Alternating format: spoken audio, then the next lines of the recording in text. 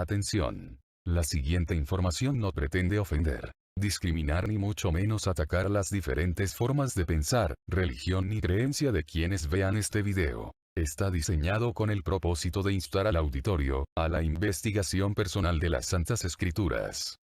¿Quiénes eran los Nicolaitas? Nuestro Señor Jesucristo dijo lo siguiente: pero tienes esto, que aborreces las obras de los Nicolaitas, las cuales yo también aborrezco. Y también tienes a los que retienen la doctrina de los Nicolaitas, la que yo aborrezco. Apocalipsis 2, 6, 15. Al leer estos pasajes del Apocalipsis, la pregunta que surge es: ¿cuál es la obra de los Nicolaitas que tanto aborrece Jesucristo? Hay algunos tratados que intentan sugerir que los Nicolaitas eran una secta que estaba invadiendo a las iglesias cristianas con costumbres antinomianas, es decir, contra la ley, y profesaban el libertinaje. No obstante, muchos tratados históricos y también responsables que han abordado este tema, descartan tal aseveración. Para entender la obra de los Nicolaitas, es necesario en primer lugar definir el origen de la palabra. Nicolaita proviene del griego nico, que significa dominio o conquista sobre otros, y laos, que significa pueblo, gente común, seglar o laico. Es decir, que los Nicolaitas buscan el dominio sobre el pueblo. En segundo lugar, es importante considerar el mensaje a las 7 iglesias de Asia Menor, detallado en Apocalipsis capítulos 2 y 3. Históricamente se ha interpretado que el mensaje a las 7 iglesias denota el estado espiritual que ha vivido la iglesia a través de la historia, desde los apóstoles hasta la venida del Señor. La mención de los Nicolaitas, Jesucristo la hace en 2 iglesias, Éfeso y Pérgamo.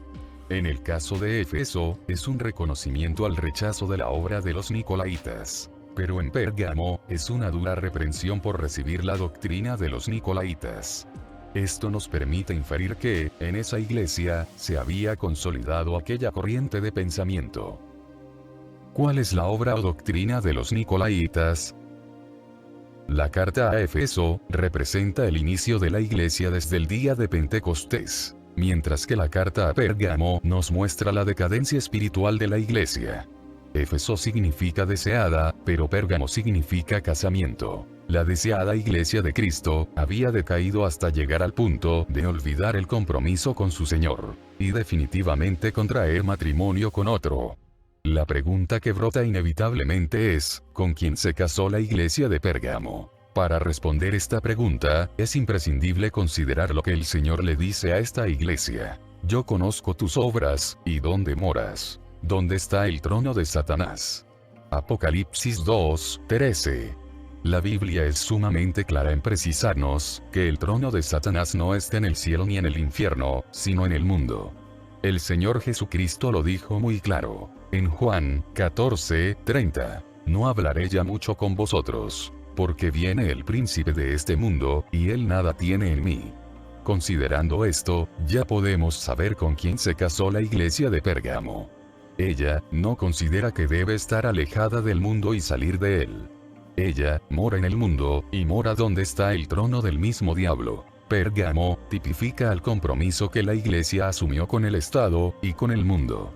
Las convicciones se habían echado por tierra, a fin de agradar al mundo por sobre los mandatos del Señor. Muchos ubican el periodo de esta iglesia, aproximadamente por el año 320 después de Cristo, en pleno gobierno de Constantino, quien por primera vez institucionaliza el concepto de cesaropapismo, o sea, la presencia de un líder político y religioso, que en la actualidad se conoce como Papa. La obra y doctrina de los Nicolaitas consistió en jerarquizar a la iglesia, destruyendo el armazón horizontal para levantar uno piramidal. Esa es la obra y doctrina que tanto aborrece el Señor. Así nace el clero y el laicado. Casta clerical con privilegios especiales, fuerte vínculo con el César y un evidente dominio sobre el resto del pueblo. Los Nicolaitas comenzaron a dividir al pueblo de Dios en 2 grupos. Los clérigos, que eran personas apartadas, doctas, espirituales y con privilegios, y los laicos, que correspondían al resto del pueblo. Desde aquel tiempo, comienza esa estructura piramidal dentro de la iglesia, aún sin tener base en las Santas Escrituras. La sencillez de la Iglesia se vio paulatinamente reemplazada por una institución organizada con jerarquías y con moldes seculares y paganos extraídos del romanismo. En otras palabras, era el nacimiento de la Iglesia de Roma. Si esta información te interesó, suscríbete a este canal, y activa la campanita para que no te pierdas la siguiente información. Y no te olvides que solo a la luz de las Escrituras conocerás la verdad, y la verdad te libertará. Juan 8:32